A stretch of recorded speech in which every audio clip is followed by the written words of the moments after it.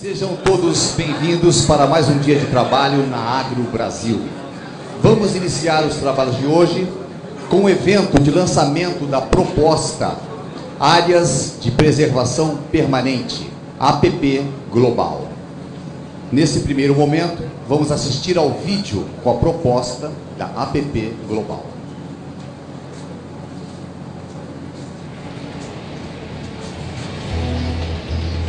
O Brasil tem 12% de água doce do planeta. Preserva 61% de seu território com vegetação nativa. Usa apenas 27,7% para a produção agropecuária. Cuidar bem desse patrimônio é uma preocupação constante. Para garantir a disponibilidade de água em quantidade e qualidade, no Brasil temos as áreas de preservação permanente, as chamadas APPs. O que são áreas de preservação permanente? A legislação brasileira estabelece que as APP são faixas marginais aos rios, áreas de maior declividade e topos de morros e cabeceiras, que devem ter sua vegetação preservada por possuírem a função ambiental de preservar os recursos hídricos, a paisagem, a estabilidade geológica, a biodiversidade, o fluxo gênico da fauna e flora, proteger o solo e assegurar o bem-estar das populações humanas. Por que a APP é importante para a preservação da água? As áreas de preservação permanente à beira dos rios, as matas ciliares, são importantes porque protegem o solo. Filtro que reduz a quantidade de impurezas que chegam ao rio. O solo tem cargas que retêm os resíduos de fertilizantes e defensivos, purificando a água. Nas áreas de entorno das nascentes, quanto mais profundo e argiloso for o solo, menor é a necessidade de cobertura vegetal. Nos solos mais rasos e arenosos, a proteção vegetal precisa ser maior. A cobertura vegetal garante que a água da chuva que segue para as áreas de recarga de aquíferos passe pelo filtro natural que é o solo. Sem vegetação, a água da chuva escorre diretamente para o rio, infiltra pouco no solo, reduzindo a quantidade e a qualidade da água que abastece os aquíferos. Recompor e conservar a vegetação nativa das nascentes, margens de rios e áreas de recarga dos aquíferos subterrâneos foi a nossa escolha para a proteção e uso sustentável da água. E o seu país? O que tem feito para preservar seus recursos hídricos? APP Global. Essa é a proposta brasileira para todos que se preocupam com a preservação do meio ambiente e a redução da fome no mundo. Adote essa ideia.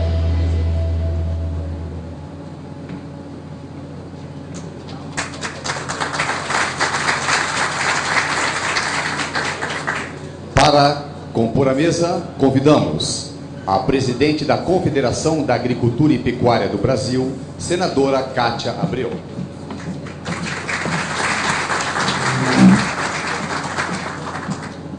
O presidente do 6º Fórum Mundial da Água, professor doutor Benedito Braga.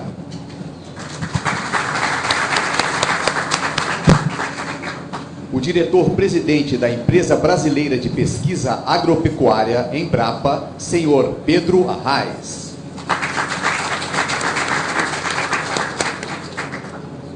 O diretor-presidente da Agência Nacional de Águas, ANA, senhor Vicente Andreu Guilo. E o pesquisador da Embrapa Florestas, professor doutor Gustavo Ribas Curcio.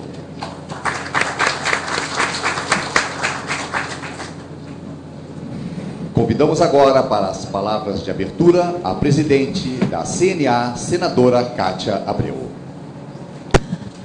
Bom dia a todos. Quero agradecer a presença dos presidentes de federações do Brasil, todos os nossos amigos do mundo rural, agradecer a presença da imprensa e aqui dos nossos ilustres participantes desta mesa.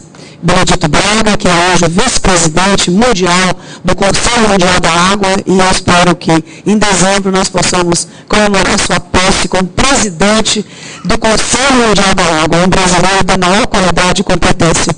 Vicente Andrés, presidente da ANA, água, que trabalha com muita competência, um exemplo para o mundo todo.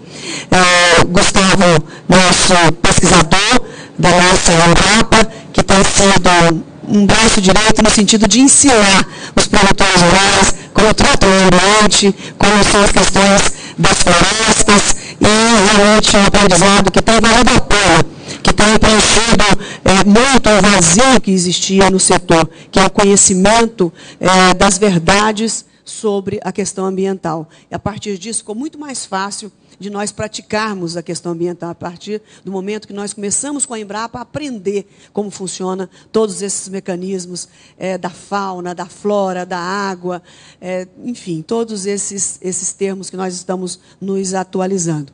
E aqui está o nosso presidente da Embrapa, Pedro Arraes, que tem permitido com muita facilidade que tudo isso aconteça, as nossas parcerias, a boa vontade com o setor agropecuário, para que nós possamos, feito crianças, nos últimos 5 anos, nós estamos, de fato, aprendendo todas essas questões. Então, agradeço, Pedro, todas as nossas parcerias, como o projeto Biomas, a confiança com que a Embrapa tem nos tratado e a seriedade. Nós não só começamos a primeira parceria, que é o Biomas, que nós já temos praticamente 2 anos, né, Gustavo, pesquisando, 2 anos. É um projeto que impõe vitrines tecnológicas em cada bioma do Brasil, uma em cada bioma, justamente para que mais de 200 pesquisadores possam ali demonstrar todas as técnicas desenvolvidas pela Embrapa ao longo dos anos, para que o produtor possa ter como um modelo para transferir democraticamente, gratuitamente, estas pesquisas para as suas propriedades, para que o produtor compreenda que preservar e adotar as boas práticas ambientais, em primeiro lugar, valoriza o seu patrimônio economicamente e também vai render mais no dia a dia da sua produção. Pois uma fazenda sustentável não é para agradar movimentos sociais, é para agradar ele próprio, em primeiro lugar, porque ele depende disso pela sua sobrevivência econômica e financeira. E, consequentemente, estará melhorando toda a sua relação e a sua performance com o mundo, porque é impossível imaginar hoje uma produção que não seja sustentável. Eu disse ontem e repito hoje que todos nós somos ecologistas, porque, na verdade, ninguém hoje responde a uma pergunta negativa sobre a sustentabilidade. Todos acreditam na sustentabilidade. Apenas as prioridades e as vocações que são diferentes. Alguns defendem os animais, defendem a baleia, outros defendem o mico-leão dourado, outros defendem o solo, outros defendem a água. Cada um com a sua prioridade, cada um a sua maneira e o seu ponto de vista sobre ecologia. Então, democraticamente, nós precisamos respeitar estas diferenças, essas escolhas das pessoas e tratar essas escolhas com seriedade. Não é porque é um bichinho da floresta que não merece o nosso respeito por estarem defendendo a sua sobrevivência e combater a sua extinção. Assim como aqueles que defendem e protegem uma produção de alimentos sustentável, que protege as águas, que cuida e zela dos solos, as florestas, enfim. Acho que esse é o caminho da respeitabilidade, da democracia que deve prevalecer em todos os segmentos. Não dá para ter uma voz única, não dá para ter um pensamento único, não dá para dizer eu sei tudo e a minha verdade é exclusiva. Eu acho que a partir desta conferência as coisas vão efetivamente mudar no Brasil. Hoje esse tema não é mais de uma Clark só. Esse tema são de todos os brasileiros e de todos os povos em qualquer parte do mundo. E por isso estamos aqui, nesta conferência. Pela primeira vez, não estivemos em 92, na Eco 92, e sentimos muito tudo isso, mas naquela época nós éramos vistos como inimigos. Então, existia uma repulsa a essas questões e nós evitávamos de participar, justamente para não ver as agressões e os xingamentos com que nos tratavam no passado. Agora nós estamos numa posição diferente. Nós estamos integrados nesse processo, fizemos todo o investimento nesse espaço, nesse pequeno espaço, mas fizemos com gosto esse investimento para demonstrar ao Brasil e aos brasileiros que nós temos muito que nos orgulhar. Então, às vezes, algum me pergunta, você na Rio+20, como é que vocês vão ficar, negócio do código, tem alguma coisa a explicar ao mundo? Não, nós temos, humildemente, muitas coisas para contar ao mundo dos nossos benefícios. Hoje, o Estado de São Paulo publicou uma matéria que diz que 38% do Brasil foi desmatado. Quer dizer, nós estávamos divulgando que nós tínhamos 61% de preservação ambiental. Essa matéria do Estadão nos eleva a 62% e não 61%, já que 38% está aberto. É justamente o que nós defendemos.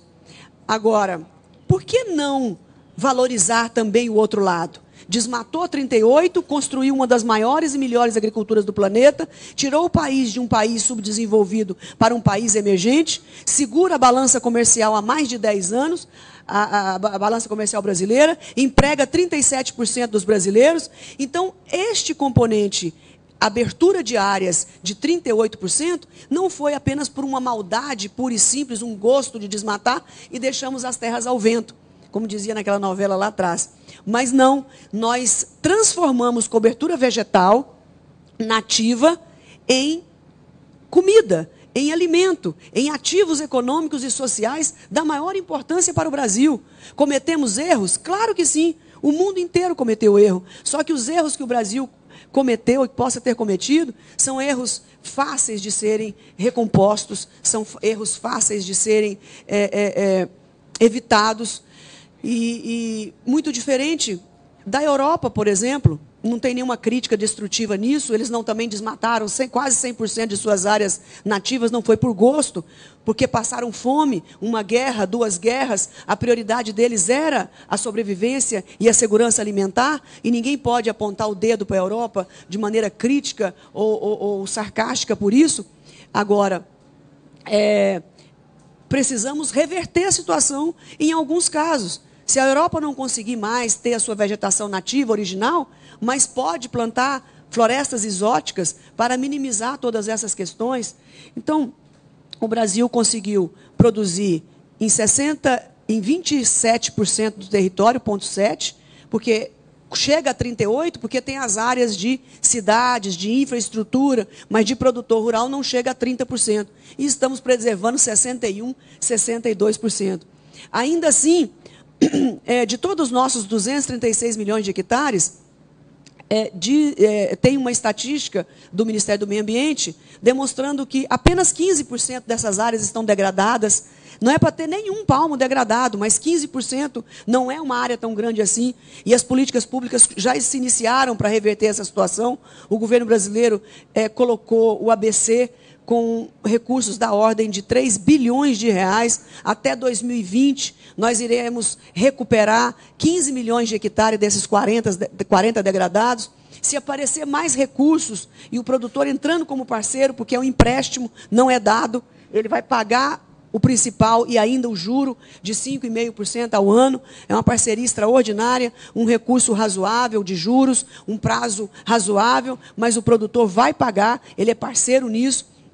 O desmatamento despencou de 27 mil quilômetros quadrados para 6.200 quilômetros quadrados. Nós vamos chegar muito antes da meta de 2020, que seria 5.800. Nós vamos alcançar essa meta comprometida pelo Brasil na COP15, em Copenhague, na Dinamarca. Nós vamos alcançar isso muito antes do tempo. Enfim, eu poderia ficar aqui muito tempo falando sobre os benefícios, mas repito que erros foram cometidos e nós estamos todos dispostos a corrigir esses erros.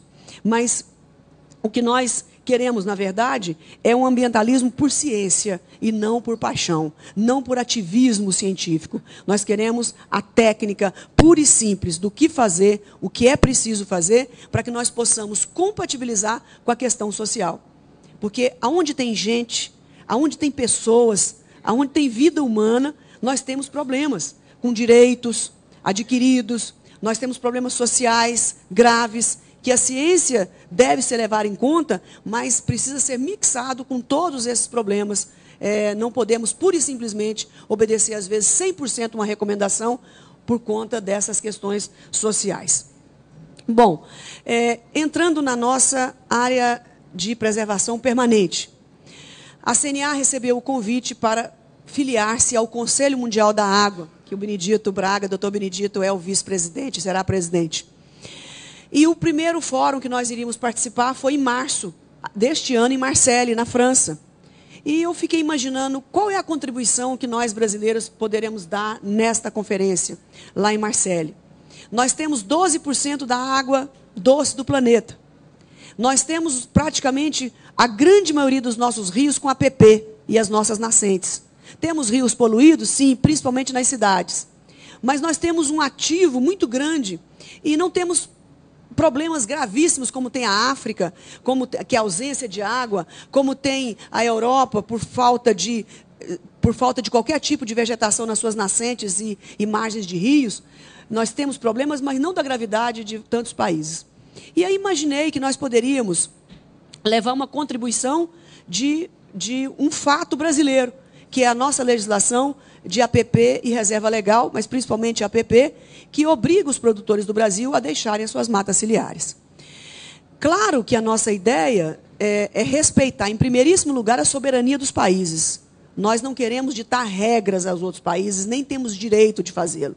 Nós temos apenas a autoridade para demonstrar ao mundo a importância das matas ciliares e levar o debate conceitual. E por isso buscamos os especialistas. Buscamos a Embrapa, mais uma vez, e a ANA, a Agência Nacional da Água, para que nos pudesse respaldar nesse conceito. Porque se esse conceito existe no Brasil, e nós acreditamos nele, ele tem que ser bom para todos os rios do mundo. Claro que cada um terá os seus problemas com relação a essa recomposição. Vamos deixar que cada um decida sobre suas vidas e sobre as suas questões. Mas o mundo inteiro precisa saber que a preservação das matas ciliares e das margens de rios são importantes. Alguém poderia estar imaginando, e com toda razão, como é que ela está, a presidente da CNA está falando tudo isso, e nós estamos com um grande debate no Congresso Nacional exatamente sobre as matas ciliares. Poderia parecer um contrassenso, e eu explico com muita naturalidade. Na verdade, quando os parlamentares, principalmente os deputados federais, estão angustiados e tentando mudar novamente o texto, é porque lá, na verdade, ninguém duvida, nenhum parlamentar, da importância da mata ciliar. Não há esse questionamento no Congresso, nem das nascentes e nem das áreas de recarga que vai prejudicar os aquíferos, se tiver poluídas, os aquíferos subterrâneos. O que acontece, então? Se todo mundo acha que a APP é importante, qual é o problema? O problema é gente. O problema são pessoas que estão habitando nessas margens de rios e que nós não sabemos o que fazer. Nós não temos recursos para indenizar esses produtores e se afastarem da margem do rio. Eles possuem direitos adquiridos pela legislação brasileira e nós não queremos criar um contencioso no país mais do que os tribunais do país já têm. E os deputados querem, principalmente eles, e eu também, que imagino que se nós mandássemos essa decisão, não de áreas novas, mas de áreas que já estão antropizadas, áreas que já estão sendo produzidas, que não implica desmatamento, mas mandar para os estados decidir sobre isso, seria da maior importância. Eu dou um exemplo. Imagine que o Pedro e o Vicente e eu fazemos parte de 3 fazendas que estão à beira do mesmo rio. Pode ser que o Pedro seja um grande produtor de soja. Um grande produtor de soja que engoliu parte da sua APP. Eu posso ser uma produtora de leite e eu estou usando essa margem com uma capineira para fazer o silo para as minhas vacas de leite. Eu tenho o Vicente que pode estar produzindo suinicultura numa pocilga na beira do rio. Qual será o tratamento para essas 3 pessoas que estão à margem do mesmo rio? Será que nós dois teremos o mesmo tratamento que o Pedro, que é um grande produtor de soja, por exemplo? Para um grande produtor de soja, afastar-se do rio 30 metros não tem nenhum problema para ele. Mas, fatalmente, para mim que produzo a capineira para o meu gado e que não tem outro espaço, e ele que está com a sua pocilga construída há muitos anos, mas que pode melhorá-la. Você está jogando, Vicente, os dejetos no rio. Comece a tratá-los para que você não prejudique o rio e você poderá ficar no seu espaço. Você, Kátia, que está produzindo a capineira na beira do rio, O que é que nós podemos fazer para melhorar? Porque você tem um pedaço aqui sensível e que está trazendo erosão. Vamos corrigir essa característica e você pode ter um meio termo e ficar em parte desse rio. Então, quando nós queremos que mandar essas decisões para os estados, é justamente para levar em consideração a característica da Cátia, do Vicente e do Pedro Arraes. Ou nós não vamos terminar com os conflitos. Mas se isso não for possível nesse momento, se nós não conseguirmos enviar para os estados, nós vamos aceitar democraticamente. Porque nós tivemos muitos avanços nessa legislação. E nós podemos esperar para um próximo momento onde a sociedade possa estar mais amadurecida e a confiança nos estados possa ser maior, assim como entregar a educação e a saúde para esses estados e para os municípios. Então, eu encerro para ouvir quem entende de APP, dizer que é um momento muito importante para nós, que nós estamos fazendo tudo isso com a maior transparência e seriedade, sem nenhum pitaco que sequer de sarcasmo ou ironia. Nós estamos levando muito a sério, como eu disse agora há pouco, cada um tem a sua prioridade na ecologia. A minha prioridade pessoal, como cidadã, como presidente da CNA e como senadora, é a gestão da qualidade e quantidade da água. A minha prioridade é a água. Muito obrigada a todos mais uma vez pela presença. Passamos agora a palavra ao diretor-presidente da Agência Nacional de Águas, ANA, senhor Vicente Andreu Guilo. Bem, senhoras e senhores, bom dia. Cumprimentar meus colegas da ANA que estão aqui presentes, colegas do Ministério, o Mauro está aqui presente também, com certeza representando a nossa ministra, Isabela Teixeira, que aqui não está por conta dos seus compromissos na Rio Mais 20. Cumprimentar meus colegas aqui de mesa também, doutor Braga, o Pedro, companheiro de 2 semanas, elaborando a minuta ali, diariamente, diuturnamente, podemos até dizer, da minuta de medida provisória que foi encaminhada pela presidenta Dilma ao Congresso e ao Gustavo aqui presente também. Eu queria inicialmente dizer, senadora, que quando a senhora mencionou a minha pocilga, eu, como palmeirense, estou começando a considerar seriamente essa hipótese como uma possibilidade profissional. Eu não tinha pensado sobre isso, mas a senhora me estimulou bastante. Eu queria fazer um destaque e fazer aqui alguns registros que eu penso que são necessários inicialmente, antes de tratarmos especificamente da APP. Primeiro, eu queria novamente cumprimentar a CNA pela maneira como nos recebe. E isso reflete, em certa medida, uma postura assim, muito mais, se já era, mas eu acho que é uma visibilidade dessa modernidade que a agricultura brasileira representa. Seja nesse espaço belíssimo, onde a gente convive com uma... Isso aqui também, eu recomendo, todos vocês fizeram isso, mas se a gente for lá fora, a gente vai ver uma grande plataforma, o navio do Greenpeace, aqui o nosso estande, uma imensa obra de engenharia, uma ilha bucólica em frente, ou seja, aqui é um local assim muito especial. E também pela oportunidade que a CNA também nos deu em Marseille de receber pessoas de todo o mundo no estande do Brasil, que participou do 6º Fórum Mundial das Águas. Mas eu queria destacar 2 coisas em particular, senadora. Primeiro, é a maneira assim como a senhora é inquieta em relação aos problemas.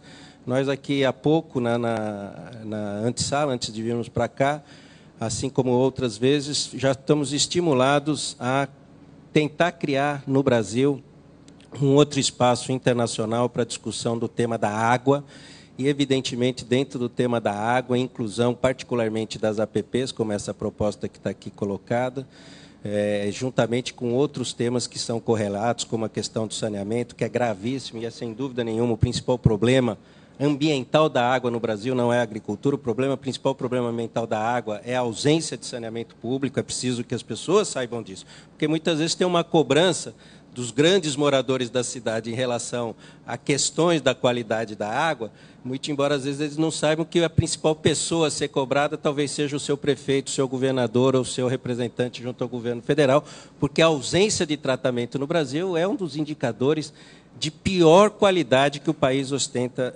perante o mundo. Então, primeiro, essa sua maneira inquieta de buscar desafios e propostas como o próprio projeto Bioma. E a segunda, eu faço questão de dizer aqui também, senadora, é a sua sinceridade em busca desses objetivos. Evidentemente que quando nós tratamos de temas onde interesses e visões importantes, consolidadas, estão postas, é evidente que as pessoas têm o direito, como a senhora muito bem mencionou, de ter posições a respeito de cada um desses temas. Agora, o fundamental, e nisso eu queria fazer esse destaque, é a sinceridade com que a senhora expõe o problema e defende essas propostas de maneira pública, sem nenhum tipo de subterfúgio. Isso nos dá muito conforto e orgulho, satisfação de estarmos juntos dentro do projeto Biomas. Muitas vezes nós somos cobrados, como a senhora também mencionou, por alguns setores, né, principalmente os setores ambientalistas, ou que não conhecem a proposta a fundo, de, pô, mas a ANA está junto com a CNA e as APPs, a agricultura no Brasil e tudo mais. E eu tenho sempre respondido às pessoas que fazem esse tipo de colocação, primeiro que conheçam a proposta. Né? Conheçam a proposta, como foi apresentada aqui no vídeo, a qualidade da proposta, o objetivo que a proposta se apresenta, para que depois as pessoas possam apresentar uma crítica.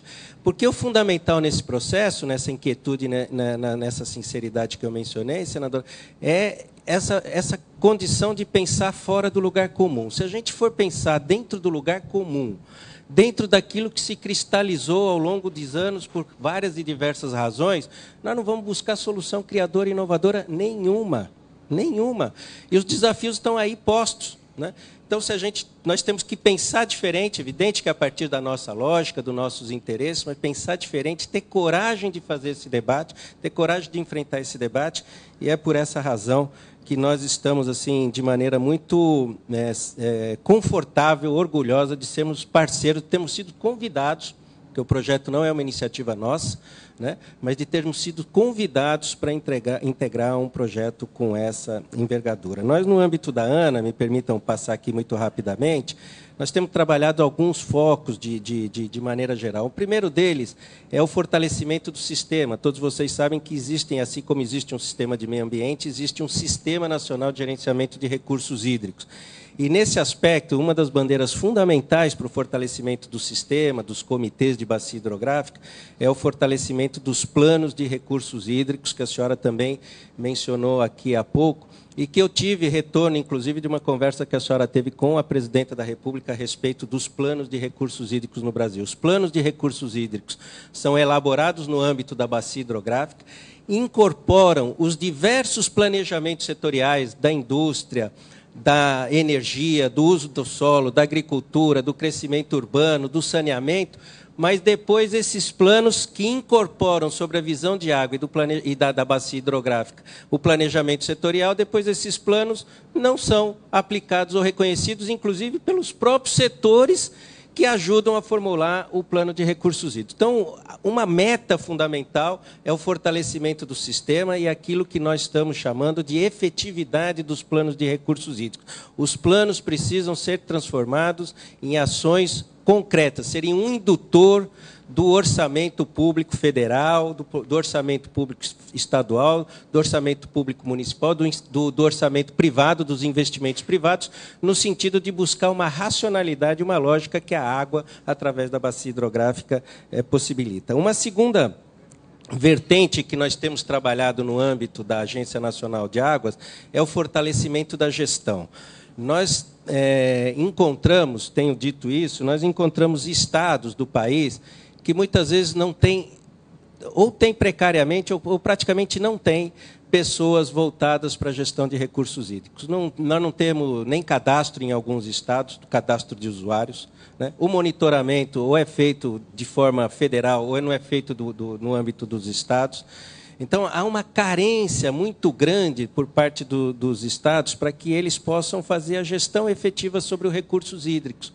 Então, nesse sentido, o segundo eixo de ação, não só do fortalecimento do sistema, mas aqui também do fortalecimento da gestão, no nosso ponto de vista, é trabalhar no sentido de que os estados no Brasil possam ter órgãos gestores que sejam competentes, capazes de estar à altura dos seus desafios. Nesse sentido, nós lançamos o Pacto Nacional pela Gestão das Águas, a ministra lançou na reunião do CONAMA, que basicamente pretende fazer com que haja uma harmonização da política de recursos hídricos no Brasil, uma vez que a Constituição estabelece que a água é uma responsabilidade comum, ora da União, em alguns aspectos, ora dos Estados, em alguns outros aspectos, ao afirmar a dupla dominalidade. Então, o segundo aspecto é o aspecto da gestão. O terceiro pilar é o pilar da produção do conhecimento.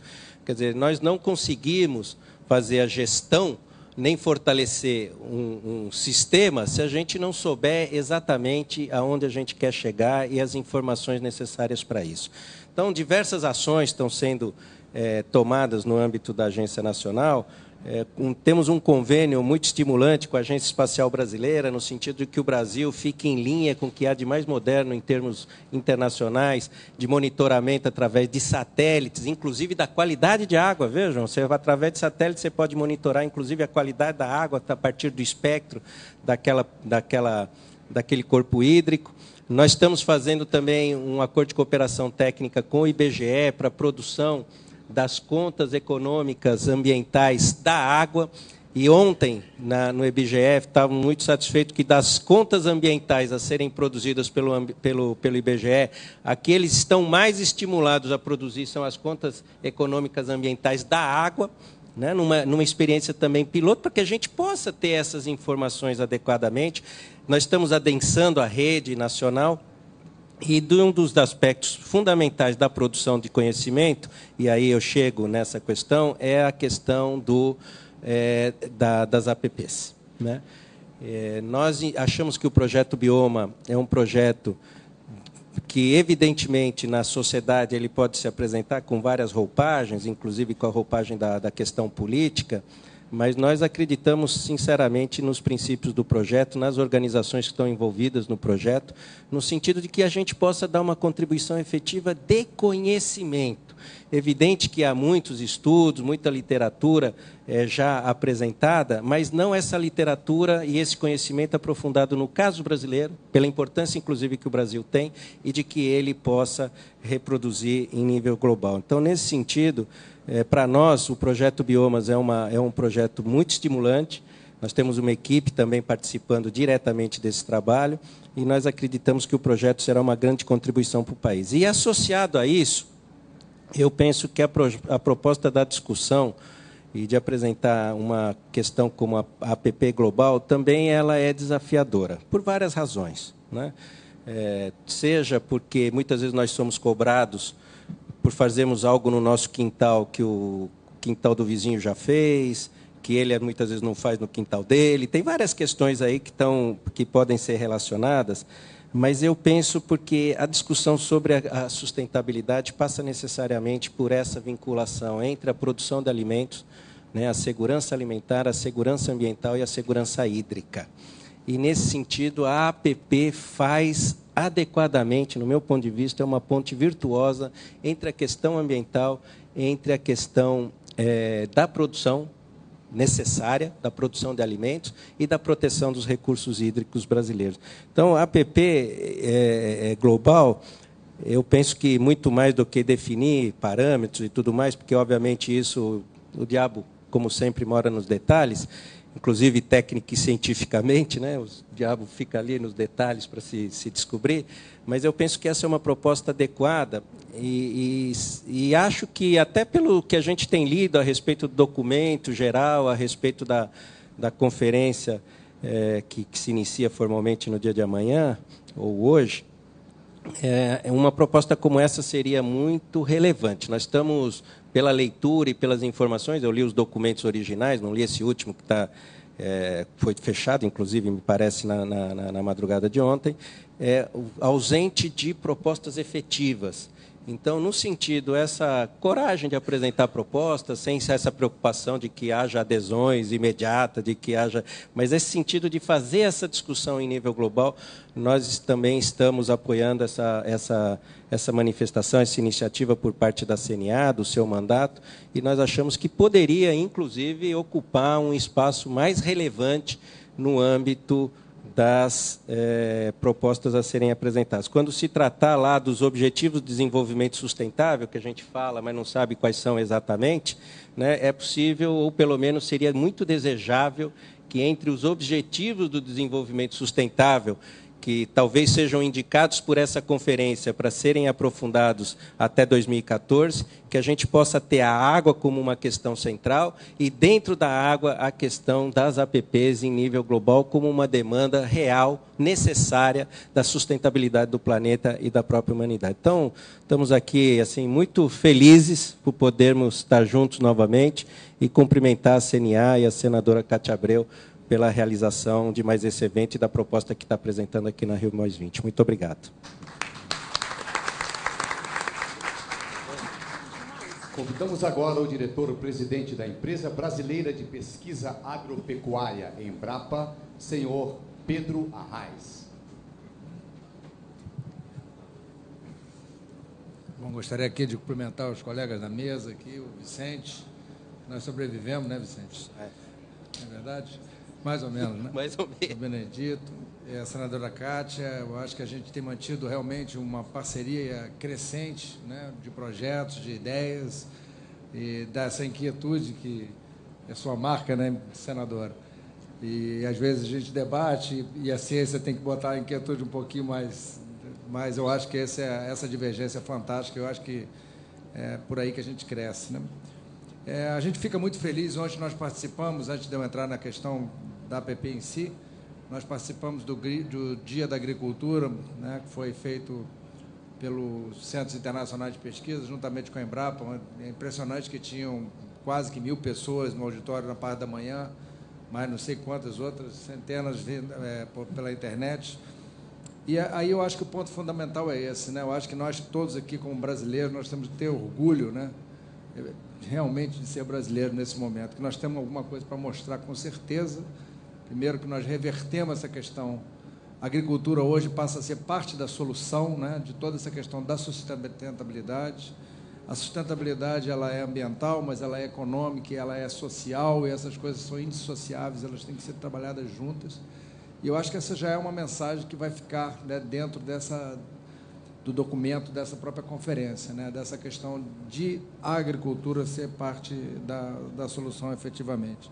Então, acho que nós todos temos que nos orgulhar, porque todos nós, empresas públicas, empresas privadas, confederações, né, trabalhamos juntos para isso. Então, acho que isso foi muito importante. Em relação a esse projeto em si, eu acho que é um projeto bastante interessante. Ele vem num momento muito importante, né? Eu acho que aquele negócio do cavalo passar correndo do lado, né? Porque a gente vai passar, vai acabar, né? Uma pá de cal vai botar no Código Florestal, né? A gente tem que sair dessa fase do Código Florestal. Nós vamos passar para uma outra fase que é extremamente estimulante, que é o pós-Código Florestal, que vão abrir janelas e mais janelas, não só na parte principalmente da pesquisa mesmo, nós temos uma necessidade imensa de dados, nós temos uma carência enorme de dados, né? Eu fui alçado no final a entrar nessa discussão do código, pude fazer um levantamento no mundo, né, do que se tem em relação a isso. Pouquíssima coisa nos Estados Unidos, onde é que se tem um trabalho mais forte em relação a isso. Obviamente que os 30 metros que se preconizam hoje vêm de lá, porque são 100 pés. 100 pés significa 30,5 metros. Então, a gente realmente tem que gerar os nossos dados para a gente poder ter, vamos dizer, a firmeza de tomar as decisões e poder subsidiar as políticas públicas com maior propriedade, sem dúvida nenhuma. Mas eu queria dizer assim, esse projeto, eu acho que dentro desse contexto, do pós-Código Florestal, ele é muito interessante. Agora, eu queria colocar não é bem preocupação, mas eu acho que a gente tem que tomar um certo cuidado, né? Ontem, ficou-se falando lá no Dia da Agricultura, houve uma pergunta no final, onde eles perguntaram assim, né, porque a gente tem toda uma atividade hoje na África, forte, na Embrapa, várias outras empresas, mas a Embrapa tem uma atividade particularmente forte na África, e aí eles perguntaram assim, mas o modelo do Cerrado vai servir para a África, né? Esse é o modelo que vocês querem implantar na África? Eu, no final da conferência, a gente teve a oportunidade de falar, eu falei assim, olha, na verdade não existe um modelo do Cerrado, existe N modelos. A senadora aqui, a doutora Cantis, ela sabe que o modelo lá da propriedade dela é totalmente diferente do modelo das propriedades lá do PADEF, ele, completamente diferente do outro. Então, existem vários modelos, né? Eu acho que ele estava querendo botar essa questão de grande propriedade, e esse não é verdade, tem... Os loteamentos do Cerrado, no começo, foram de 100 hectares, 50 hectares, né? Em um convênio conjunto com os japoneses. Então, eu acho que essa é uma preocupação que a gente tem que ter, né? Na verdade, essa ideia é muito interessante, mas nós temos que trabalhar ela com a diversidade que ela merece, né?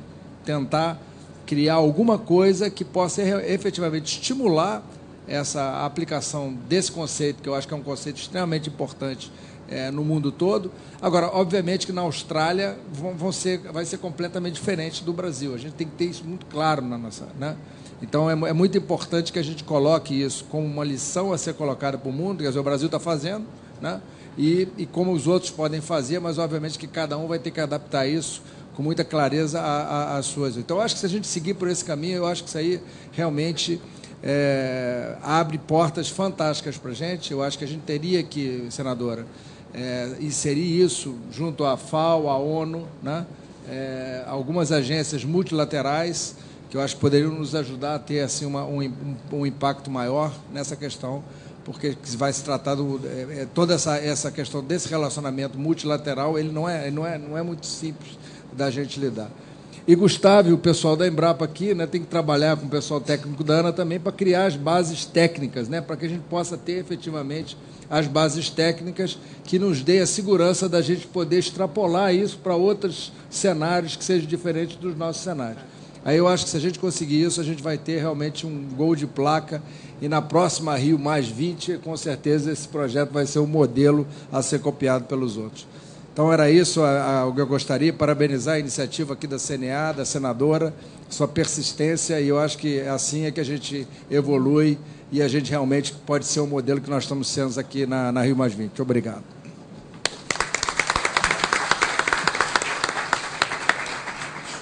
Passamos agora a palavra ao presidente do 6º Fórum Mundial da Água, professor doutor Benedito Braga. Muito obrigado, bom dia a todos. Senadora Cátia Abreu, para quem eu trago um abraço afetuoso do presidente Loic Fauchon, que não pôde estar aqui hoje devido a outros compromissos junto ao Rio+20. Vicente Andreu, palmeirense emérito, e que hoje eu tenho o prazer de falar após a fala dele, e corintiano que sou, o convido para torcer pelo Alvinegro do Parque São Jorge na quarta-feira. O senhor Pedro Arraes, presidente da Embrapa, professor Gustavo Curso, pesquisador da Embrapa. Senhoras e senhores, é um prazer muito grande estar aqui neste evento para tratar de um tema tão relevante para a gestão de recursos hídricos relacionado com o uso do solo, o uso adequado do solo e, em particular, a questão das áreas de proteção permanente. Mas, antes de fazer as minhas colocações em relação a esse tema específico, como foi aqui mencionado o Conselho Mundial da Água, eu me sinto, senadora, um pouco na obrigação de explicar àqueles que não conhecem o Conselho, de uma forma muito rápida, em 1 minuto, o que é esse Conselho Mundial da Água. Lá em 1995, nós, profissionais da área de recursos hídricos, estávamos um pouco, vamos dizer assim, cansados de falar para nós mesmos nos congressos técnicos científicos, porque aquelas políticas de recursos hídricos que nós estávamos imaginando na universidade, na área profissional, como é que nós íamos colocar isso daí em prática? E veio então a ideia de criar esse Conselho Mundial da Água com o objetivo de trazer os profissionais da gestão de recursos hídricos, mais próximo da classe tomadora de decisão. Os políticos, em diferentes níveis, em nível nacional, em nível local, os parlamentares e assim por diante. Então, criamos, a partir da Associação Internacional de Recursos Hídricos, esse conselho lá na cidade do Cairo, nessa ocasião, e esse conselho evoluiu. Hoje, nós temos 350 instituições, divididas em 5 colégios. Nós temos representantes de governo, nós temos representantes de agências multilaterais, internacionais, como a Unesco, a FAO. Nós temos na área de governo a ANA, a Agência Nacional de Águas do Brasil, nós temos o Ministério de Relações Exteriores da Finlândia, nós temos ONGs, a TNC faz parte do nosso conselho, ou seja, é um corpo que procura as melhores alternativas para a gestão da água, trabalhando em conjunto diferentes setores da sociedade. Aqui na Rio+20, nós temos uma reunião de chefes de Estado, são governos nacionais, não é? O Conselho Mundial, nesse seu trabalho de buscar um entendimento melhor entre a técnica e a política, organiza os Fóruns Mundiais da Água. O primeiro deles nós fizemos em Marrakech. Éramos 400 pessoas. O de Marsella, em que nós tivemos a honra de contar com a presença da senadora Cátia Abreu, que, por sinal, nos deu grande orgulho na presença do ministro da Agricultura francês e outras autoridades na sessão, trouxe essa proposta inovadora de estender para o resto do mundo as propostas muito boas que acontecem no nosso país. E neste fórum, então, nós tivemos 35 mil participantes, ou seja, uma reunião só sobre água, quase do tamanho da Rio+20. Não é? Daí, para os senhoras e senhores terem uma ideia da dimensão que o tema da água está tomando no mundo. E eu acho que esta iniciativa aqui traz o bom senso, não é? E eu, como engenheiro, gosto do bom senso. E aqui o que nós estamos vendo é uma tentativa de juntar os interesses da classe que produz com os interesses da natureza. E como a CNA está propondo fazer isso? No meu modo de ver, da melhor forma possível, trazendo o conhecimento, trazendo a ciência e a tecnologia. Na minha intervenção ontem na Rio+20, nos diálogos sustentáveis, esse foi o ponto que eu levantei, porque nas recomendações aos chefes de Estado, em nenhum momento havia qualquer menção à importância da ciência e tecnologia. E aqui nós estamos vendo a Embrapa, com a sua já reconhecida capacidade técnico-científica internacional, a ANA, com a sua reconhecida capacidade de administração de recursos hídricos, reconhecida internacionalmente, para tratar de um tema que, sem dúvida nenhuma, é polêmico. Claro, porque a senadora mencionou a questão de escolhas. A vida é feita assim. Os europeus fizeram escolhas, quer dizer, num determinado ponto no tempo, a sociedade faz escolhas, não é? A sociedade alemã fez uma escolha de banir a energia nuclear. Por quê? Porque tinham a capacidade de banir a energia nuclear naquela ocasião. Tinham outras fontes de energia da qual se valer para ter o bem-estar da sua sociedade. Então, eu acho que esse é o ponto central aqui, e fazer essas escolhas dentro da melhor técnica científica. Eu acho que isso é ter honestidade intelectual, tratar seriamente o problema e, portanto, conte conosco, senadora, no âmbito do Conselho Mundial. Eu não falo aqui como presidente, não, a senadora está fazendo a minha campanha, eu não estou em campanha, é ela que está fazendo, não estou em campanha, mas conte com o Conselho Mundial, como vice-presidente eu posso falar também, no sentido de avançar essa discussão, né? A ideia de criar, no ano que vem, ou próximo ano, um fórum internacional para discutir esse tema é extremamente bem-vinda, porque gerir recursos hídricos não é só pensar na água, é pensar na água e no seu entorno. E o seu entorno, nós temos aí o bom uso do solo. A Embrapa já fez um grande trabalho aí no Cerrado. Eu me lembro quando eu era moleque, ali na região de Barra do Garça, que nós tínhamos lá uma fazenda grande lá e vendeu por nada, porque não valia nada. Há 40 anos atrás aquilo não valia nada. Hoje é ouro, não é? Então, significa o quê?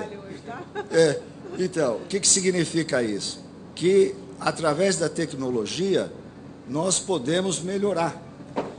Também na minha intervenção lá, ontem, na Rio+20, lá nos Diálogos Sustentáveis, eu dizia sobre Malthus. Malthus fez aquelas previsões sombrias de que ia existir a fome no mundo, porque a população crescia de forma exponencial e os recursos de forma linear. Só que ele se esqueceu que nós somos inovadores, que a gente pode mudar o mundo. O homem está aqui e ele muda, não é? Então, eu sou daqueles otimistas, não é? Eu não vejo um futuro negro, absolutamente não, e eu acho que o Brasil é o país do presente e do futuro. Então, parabéns, muito obrigado pela oportunidade de falar aqui.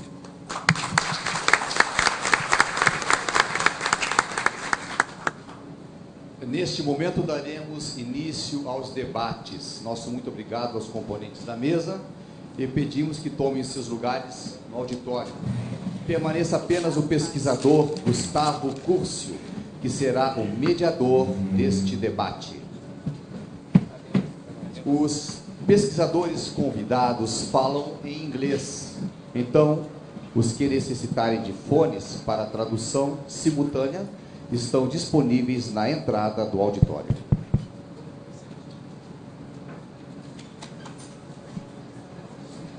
Gostaríamos de chamar para compor a mesa do próximo debate o senhor Mark Mulligan, do King College, Inglaterra.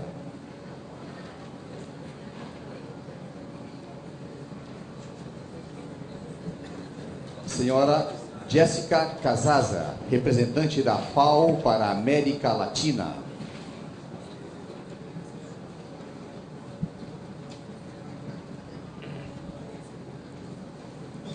Senhor Donald Sawyer, da Universidade de Harvard.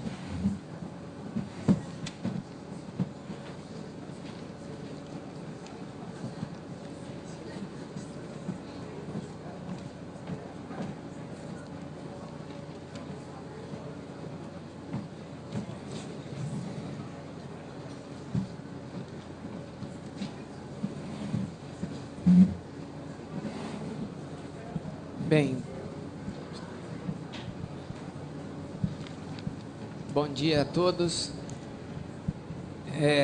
Com muita satisfação que nós abrimos essa parte da discussão do APPs fluviais globais e nós vamos considerar quem queira fazer algum questionamento, por favor, pode redigir. Eu não sei se nós temos disponível ir direto ao microfone, é melhor, né, mais prático, se identifique com a instituição, com a respectiva instituição. Mas antes eu gostaria de dizer algumas poucas palavras para colocar o público mais a par. Bem, essa proposta de trabalho que nós temos da APP Fluvial Global, ela envolve o Brasil como protagonista junto aos recursos, às lentes hídricas, né? A parte de rios, nascentes, lagos e lagoas. Nós, como protagonistas dessa proposta, com os nossos parceiros, nós pretendemos fazer, antes do evento que o senhor Benedito Braga, Dr. Benedito Braga mencionou, nós estávamos conversando internamente antes da sessão e estávamos colocando sobre a necessidade de se fazer um conhecimento muito maior do que dispomos atualmente, e esse conhecimento muito voltado a questões técnicas ambientais, e para que essas questões técnicas ambientais tenham pertinência, deve haver um desdobramento da técnica jurídica, e, por fim, que isso possa subsidiar uma dinâmica de política diplomática entre os países que poderão se envolver. Para nós, rapidamente, é muito importante mencionar que essa discussão, inclusive da forma aberta como vem sendo travada a respeito do Código Florestal Brasileiro, que trata da questão ambiental, nos trouxe uma maturidade muito importante em termos de sociedade brasileira. E essa maturidade nos faz ter uma maior consciência, um maior rigor, como bem disse o Dr. Benedito, o próprio Vicente também comentou, né, nos traz o compromisso do rigor científico dos passos que pretendemos dar.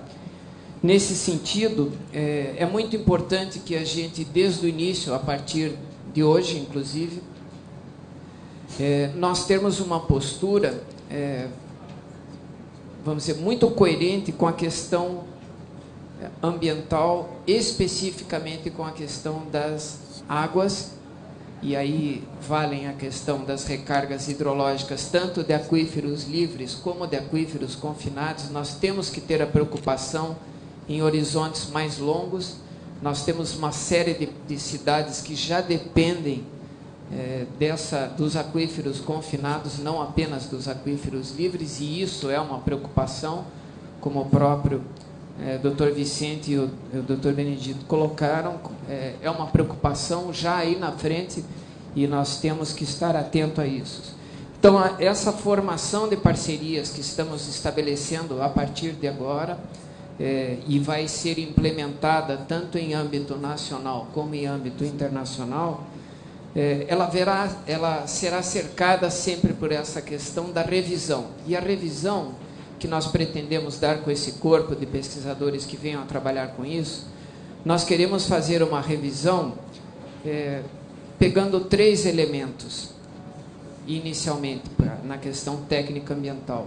A questão da água, e daí nos interessa muito essa questão da água, como disse, aquíferos livres e aquíferos confinados. Então, nós vamos estar trabalhando muito na questão da recarga hidrológica para as cabeceiras de drenagem, não apenas dos rios, como as pessoas, normalmente as pessoas mais que desconhecem essa dinâmica da água, mas nós estamos muito preocupados quais serão os pontos para as recargas hidrológicas, e isso é de uma forma extensiva, não localizada, ela é generalizada para todas essas regiões. Então nós temos que estar muito mais preocupados, além da metragem do rio, mas sobretudo quais são as zonas de fragilidade que promovem recargas deficitárias quanto à qualidade e quantidade de água.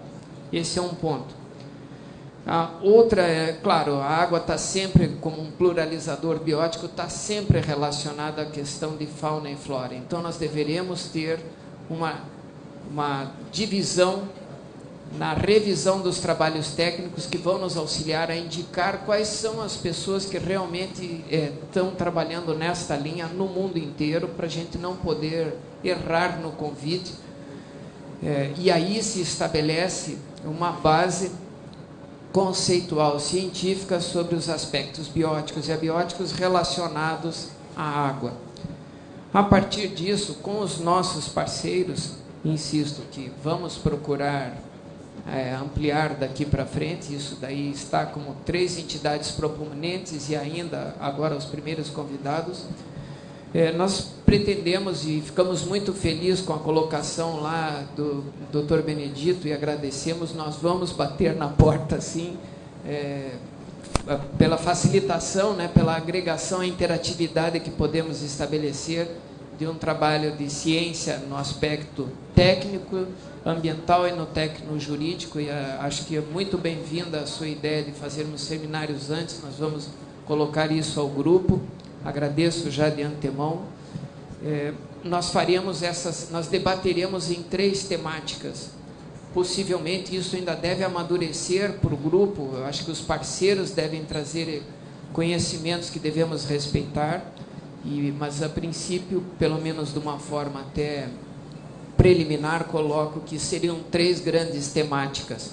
As temáticas técnico-ambientais, técnico-jurídicos, para depois se fazer, sim, uma complementação de como fazer esse acordo, qual é a melhor maneira, que a Kátia sempre diz, não se quer impor nada, se quer fazer uma ideia de conscientizar, quer que as pessoas adotem uma consciência coletiva da importância da água e da biodiversidade nessas localidades, mas que se faça muito mais por aderência do que uma imposição. Nós temos que ter essa rigor científico de reconhecer essas necessidades, mas tem que se respeitar, como o Arraes fala, as especificidades locais, para não se ferir planejamentos de desenvolvimento de determinada nação. Isso daria um nível de rejeição. Não é isso que queremos. Insisto que a nossa verdade não é a verdade dos demais, então nós temos que, por isso que acho que a ciência é muito importante. Como deveremos proceder a uma compartimentação ambiental no mundo, respeitando, por exemplo, zonas biogeográficas ou edafoclimáticas. Nós temos que pegar quais são esses fatores que serão os fatores regenciais para o comportamento do grupo que atenda à água. Então, a ideia é que, ainda em data ainda a ser discutida, que o Brasil venha em comum acordo com as propostas também ligadas ao âmbito social que o Dr. Benedito estava nos colocando, que a gente possa agregar não só a questão rural, mas a questão do saneamento que o Vicente estava comentando, que é muito importante. Então, fazer a água perspassa se rural ou se urbano. Então, que nós possamos fazer uma entidade única que está passando por diversos ambientes, que deve ter a contribuição de todos para melhorar essa qualidade da água. Na sequência, eu gostaria de dar a palavra aos 3 colegas que, de forma breve, por questões de tempo, e abrir a plenária para a discussão. Então, eu gostaria de passar a palavra a Mark Gullivan. Poderíamos fazer daqui para lá, se não se importa. Alguns comentários que acham pertinente para a plateia. Temos o tradutor para o Mark, a Jéssica, todos falam portunhol muito bom, acho que podemos entender tranquilamente, e o Donald fala um português de professor. Então, por favor, Mark Gullivan. Thank you very much, and thank you all for listening in English or Portuguese. I think that water is one of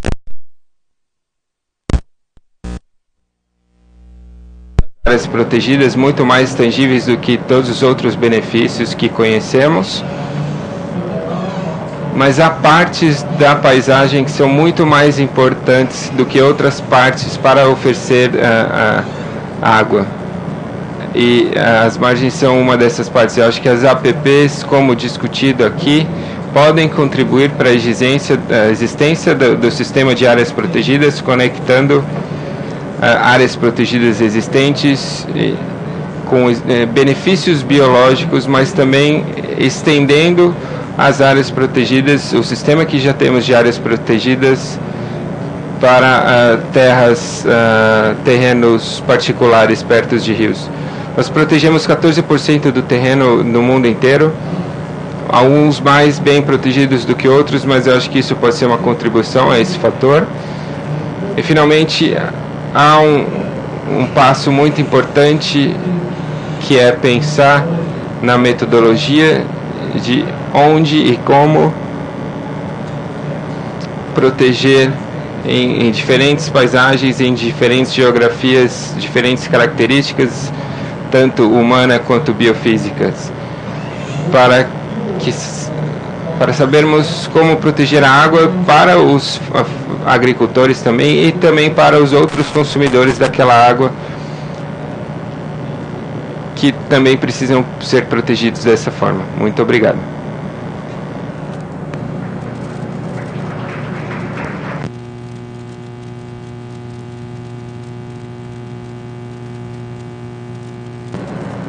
Good morning, everyone.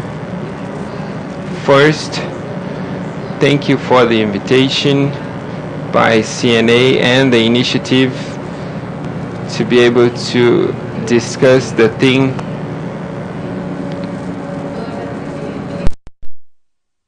América Latina con la red latinoamericana de manejo de cuencas hidrográficas. Recién ahora empiezan a tocarse de la manera y con la importancia que merecen ser tocados, como es el tema de la conservación y protección áreas permanentes en las zonas de los cursos fluviales y en la zona de las nacientes. O sea, si bien hemos avanzado mucho conceptualmente en lo que es el manejo integral de cuencas hidrográficas, temas específicos como la conservación, la preservación de líneas de ribera, de selvas en galería, de bosques riparios y de vegetación asociada a las zonas de los cursos de agua y las formas o las diferentes metodologías en cuanto a conservación de cabeceras, es un tema que se está levantando ahora con mucha fuerza y es realmente muy interesante, y estamos trabajando para poder impulsarlo a nivel de una mayor discusión con distintas instituciones de investigación que tienen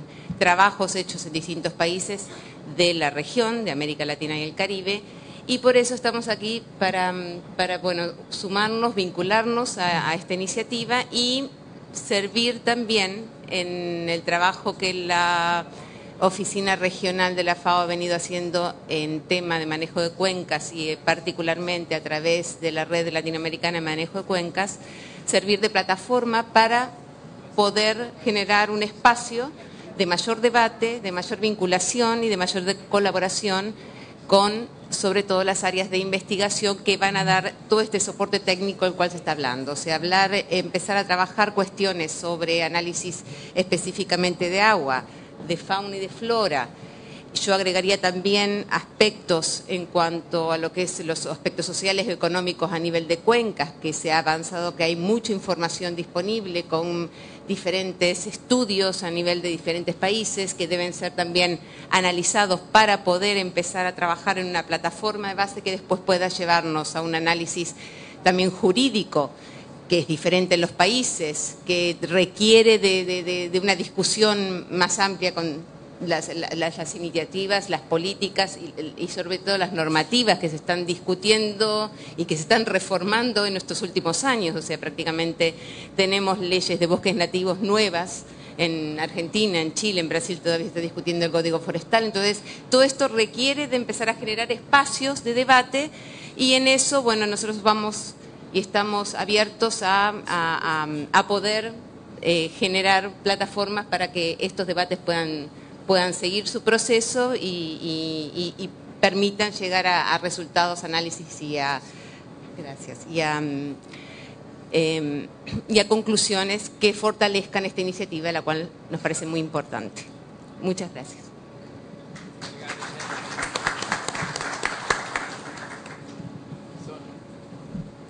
Boa tarde a todas e a todos. Eu devo mencionar inicialmente que, além de atualmente ser associado ao Centro de Estudos Latino-Americanos David Rockefeller da Universidade de Harvard, eu sou professor do Centro de Desenvolvimento Sustentável da Universidade de Brasília e pesquisador associado ao Instituto Sociedade, População e Natureza, ISPN, em Brasília. Agradeço esta oportunidade de discutir um assunto tão importante. Desculpe minhas críticas, às vezes contundentes, mas espero contribuir de forma construtiva. Quero deixar claro que sou a favor de algo como APPs no mundo todo, mas incorporando alguns ajustes que vejo como necessários para viabilizar a proposta brasileira.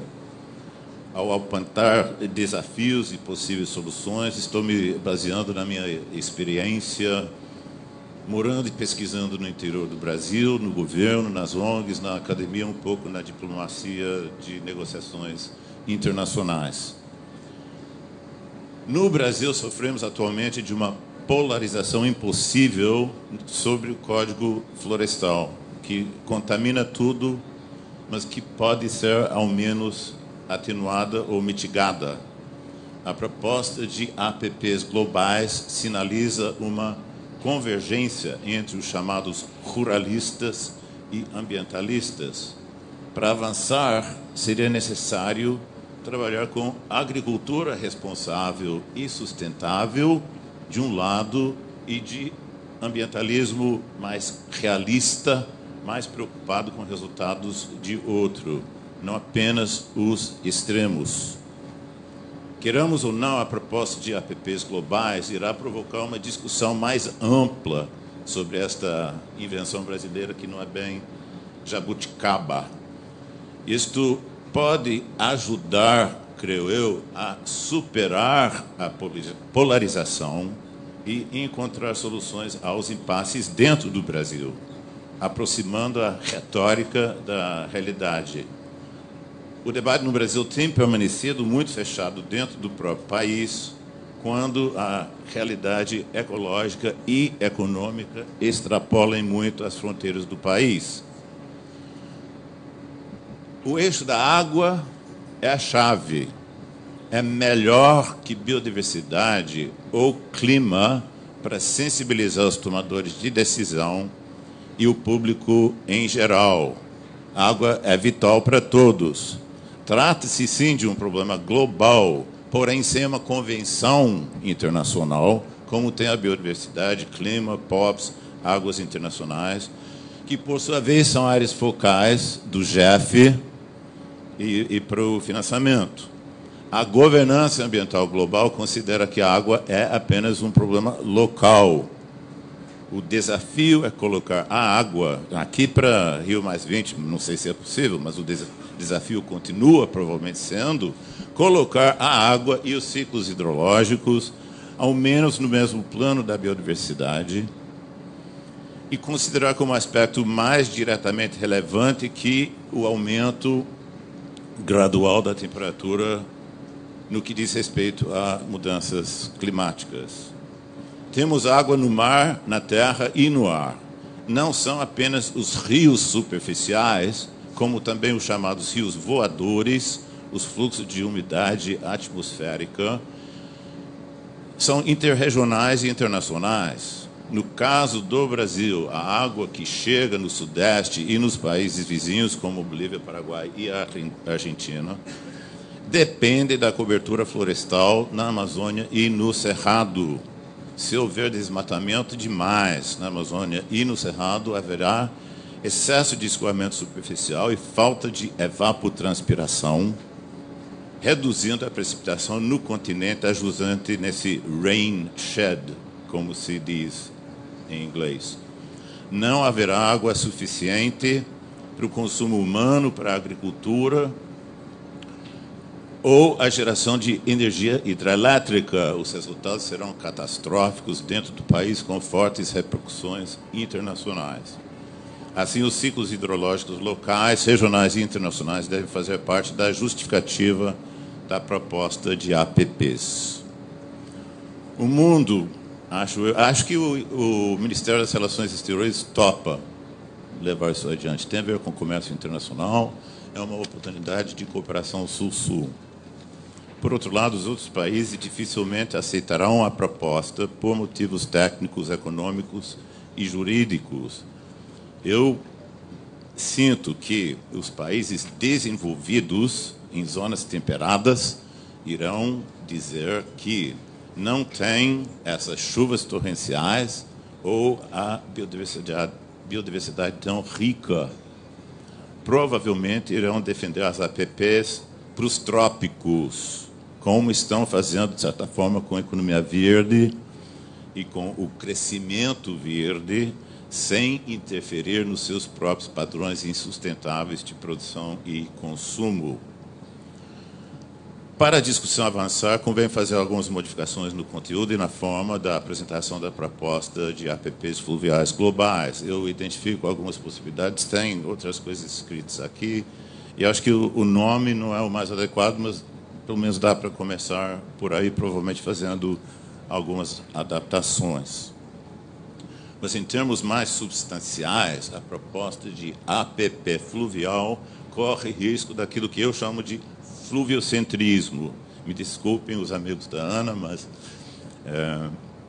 manter ou plantar árvores na margem do rio ajuda até certo ponto algumas funções ecológicas, principalmente para reduzir, ao menos em tese, o desbarrancamento e o assoreamento, mas por si só não resolve os problemas graves de erosão e de poluição química da água com fertilizantes e agrotóxicos. A solução destes problemas depende principalmente de práticas agrícolas mais sustentáveis na bacia toda, tais como curvas de nível, integração lavoura-pecuária, plantio direto, manejo de pastagens, não apenas nas margens da água. A visão teria que ser do conjunto. A viabilidade política de APPs depende de estabelecer excepcionalidades, em vez de regras categóricas rígidas, o tudo ou nada. Quem quer, insiste em 100%, talvez não consiga nada, seja no momento da elaboração e aprovação da proposta, seja no momento da sua implementação. O mais importante em qualquer legislação, em qualquer lugar, seria definir normas que sejam aplicáveis, workable, sem se tornar letra morta ou objeto de desmoralização, porque as exceções são todas ilegais e assim continuam. O desafio da aplicação efetiva de normas sobre APPs em milhões de quilômetros quadrados, milhões de propriedades, em áreas remotas, com dinâmica constante, é infinitamente maior do que a aplicação de muitas normas sobre crimes em geral. Tá bem. O pagamento por serviços ambientais tem sido proposto como solução, mas não há dinheiro suficiente para isso nesta escala e pode ser contraproducente, dando a entender para aqueles que não recebem pagamento que têm o direito de desmatar. Temos que pensar em impactos perversos, por exemplo, a recomposição de milhões, de dezenas de milhões de hectares de passivo ambiental poderia levar à destruição do que restou do cerrado, porque essa produção seria deslocada para essas áreas. Enfim, há que se pensar mais em agricultura sustentável, se não no momento do lançamento da proposta, pelo menos durante o processo de sua discussão e negociação. Isso também poderia fazer parte de um processo de superação dos impasses sobre o Código Florestal no Brasil. Desculpe me estender, mas agradeço. Obrigado.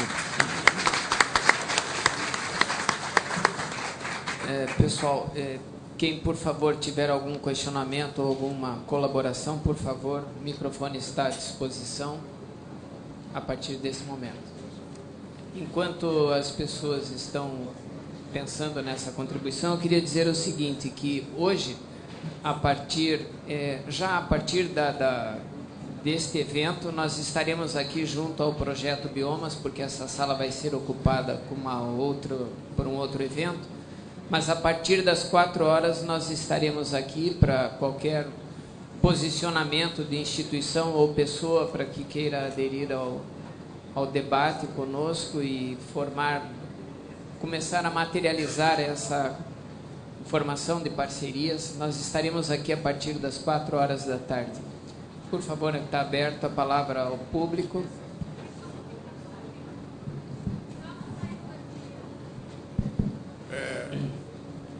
Bom dia, meu nome é Tadeu Ferreira da Silva, sou engenheiro agrônomo, sou funcionário da Codevasf e trabalho na área de revitalização do bacia hidrográfico. A gente está diretamente envolvido com a questão que está sendo postada aqui. Inclusive, a gente parabeniza o que está sendo posto, porque, de fato, ele precisa ser melhor parcializado e também melhor entendido. do que foi colocado, falado pelo senhor Gustavo, sobre a questão das áreas de recargas. O foco que tem se caminhado muito, evidentemente, é para a PP. Mas a PP, ela não é tudo. A PP, ela faz parte de um conjunto.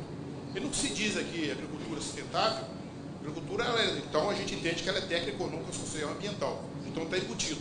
Eu gostaria de saber do senhor o que tem, de fato, de estudo que vocês estão trabalhando na questão de recarga.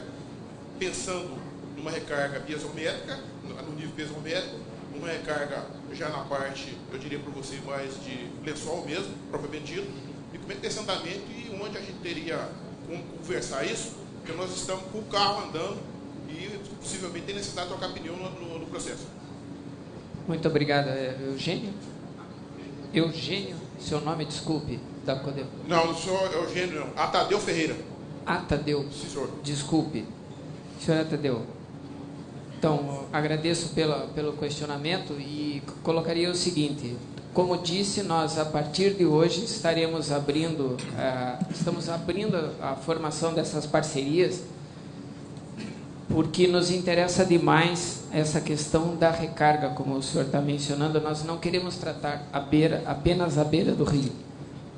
Particularmente, nós temos a intenção de ver como que os parceiros podem contribuir, cada um com a sua especialidade, nessa seção de recargas. Por exemplo, nós temos no Código Florestal, por exemplo, existem aquela área dos 50 metros que são pertinentes à cabeceira de drenagem. Nós, na área de solo, sabemos que muitas vezes esses 50 metros não são suficientes. Então, para você fazer uma contribuição de fluxos de subsuperfície em solos com baixa quantidade de carga, isso daí não representa propriamente um filtro. Então, o que nós pretendemos fazer daqui para frente? Com base em padrões, por exemplo, de distribuição de geopedologia, que é geomorfologia, geologia e solos, ver como que esses fluxos hídricos, que trabalhos existem nessa linha de alimentação dos aquíferos livres e os aquíferos que vão de subsuperfície até para os confinados. Porque muitas vezes essa questão nossa das APPs, elas estão muito vinculadas lá na zona de descarga, excetuando, obviamente, se é um rio correndo próximo de fraturas ou falhas, que também é uma zona de recarga, mas as nossas zonas de recarga estão muito, muito distantes do rio. Então, o que se procura, Tadeu, é buscar parceiros que trabalhem nessa linha também. Por exemplo, o rio está lá embaixo, mas as zonas de contato geológico, por exemplo, lá do argilito com arenitos, fazem as recargas por outro lado, mas a bacia hidrográfica está para o lado de cá, superficialmente. Como é que nós podemos fazer com rigor essa revisão de trabalhos e ver se nós conseguimos viabilizar o que o próprio, se não me engano, ou foi o Vicente falou, não, o Donald agora falou, como é que nós podemos fazer desta questão técnica uma forma aplicável? Então, nesse sentido, nós deveríamos ter uma pessoa ou um grupo de pessoas que façam a revisão de trabalhos nessa linha, que hoje nós não consideramos em lei e nós achamos de uma pertinência maior. Ok? Então, até já sinta-se convidado por participar hoje à tarde da nossa discussão. Ficaria muito satisfeito. Obrigado. Pessoal, alguém mais?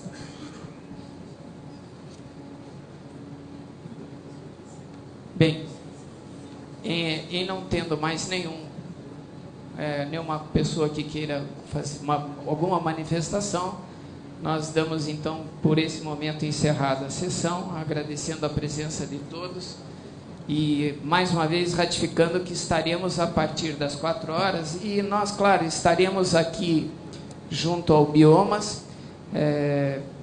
A Kátia ainda vai falar agora, Kátia? Não. Então, nós estaremos aqui junto ao Biomas, claro, ninguém é de ferro, nós também vamos almoçar, mas até as 4 horas, quem quiser falar conosco, nós estaremos junto aqui ao Biomas e a partir das 4 horas estaremos aqui já para começar a arquitetar um procedimento, como o Mark sempre fala, precisamos fazer metodologias até das estratégias, né, Mark? Muito obrigado e um bom dia a todos. Nós informamos que após o almoço, às 14 horas, teremos o seminário de agricultura de precisão,